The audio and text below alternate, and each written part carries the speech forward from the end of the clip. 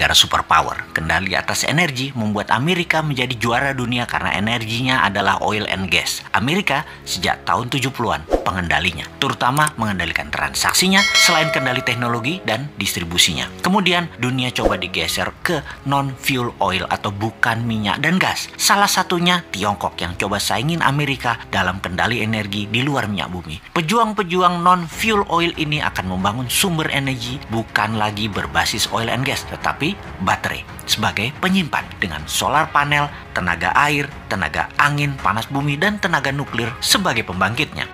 Sekali lagi, kita ingatkan kalau Indonesia mau jadi negara superpower, Indonesia harus punya sesuatu yang didominasi sebagai alat tekan. Sungguh, menjadi negara superpower wajib ada yang didominasi terutama kekuatan militer dan punya banyak alat penekan. Amerika itu militernya terkuat di dunia sebagai alat tekan, punya teroris sebagai alat tekan, lalu punya dolar sebagai alat tekan juga, punya hutang sebagai alat tekan juga, punya multilateral organisasi seperti PBB, IMF, dan lain sebagainya sebagai alat tekan juga. Kemudian tujuan New Mind bernegara adalah ingin membuat Indonesia menjadi negara superpower. Tujuan Old Mind bernegara adalah mengelola anggaran dan rebutan anggaran. Mek ngono tok. Mentalnya yaitu cuman bisa rebutan anggaran. Terus mau berkuasa lagi 2024 dan rakyatnya hebat lagi. Masih terpesona sama Old Mind. Kok iso yo? Sungguh Old Mind ya Old Mind. Bahkan kalau nanti oposisi yang menang tetap otaknya hanya membagi-bagi anggaran yang 1.700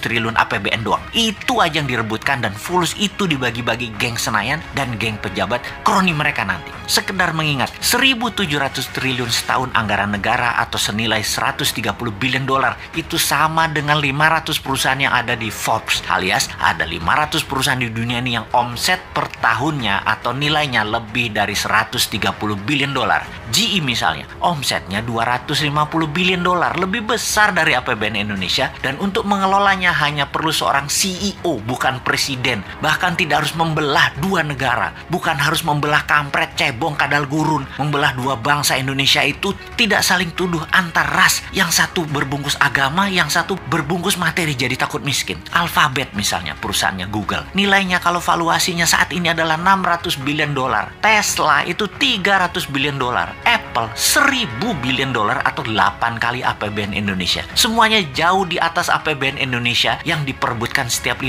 tahunan oleh para politisi yang niatnya katanya untuk rakyat padahal tidak. Makanya kalau Old Mind masih mau jadi pemimpin, paling pol yaitu eker-ekeran APBN. Beda kalau New Mind yang jadi, asli beda. Nggak rebutan APBN, pada rebutan punya proyek bisnis pribadi dan korporasi yang berjalan baik karena mereka nanti bisa dapat pinjaman 5 kali lipat dari nilai aset yang bunganya 0%. Jadi APBN yang dalam setahun nilainya 130 billion atau 1.700 triliun rupiah bisa naik ke 1.000 billion atau 15.000 triliun dengan gampang, tanpa injek kaki rakyat dengan pajak tinggi, tanpa utang IMF, tanpa jual nikel ke Tiongkok. Mengapa bisa? Karena kita tidak mengerjakan apa yang Old Mind lakukan, misalnya menjual nikel mentahan, tetapi nanti nikelnya jadi diolah baterai di Indonesia 100% terlebih dahulu. Finish produknya baterai, bukan nikel smelter. Indonesia jadi raja baterai beneran, bukan ingin jadi raja baterai. Bahkan mobil SMK nanti bertenaga baterai kalau mobil itu nanti muncul. Kalau sekarang kan masih dipingit,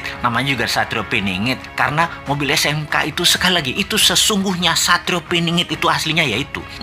Tapi maaf nih ya, kita ada ketakutannya. Apa yang kita takutkan nih kaum New Mind? Yang New Mind takutkan dalam 3 tahun lagi cadangan nikelnya habis dihajar Tiongkok dan kita nggak ada sisa apa-apa. Jadi deh Tiongkok punya cadangan nikel processors untuk 20 tahun ke depan dan jadi raja baterai dunia.